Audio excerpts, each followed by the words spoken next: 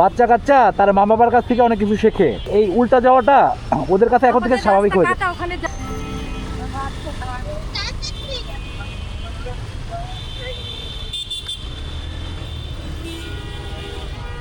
আসসালামু আলাইকুম।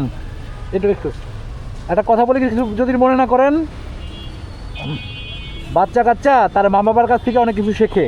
আচ্ছা ঠিক আছে, উল্টা পথে যাওয়া আমার এখন স্কুল গেট বন্ধ হয়ে যাবে। সেটা ঠিক আছে, কি বলে মেন কথাটা বল। মানে মেন কথা হচ্ছে যে যেহেতু মা বাবার কাছ থেকে শোনে, এই উল্টা যাওয়াটা ওদের কাছে এখন থেকে স্বাভাবিক হয়ে যায়। রাস্তা কাটা, ওখানে যাওয়া যায় না, রাস্তা কাটা। তারপরেও উচিত হচ্ছে, এই মামা দাঁড়ান দাঁড়ান, শেষ হয়ে যায় না।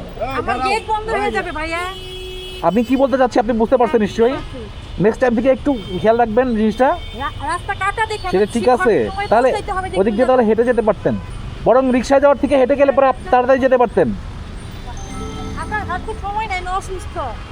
ওকে, তারপরে উল্টা যাওয়া উচিত না অ্যাটলিস্ট।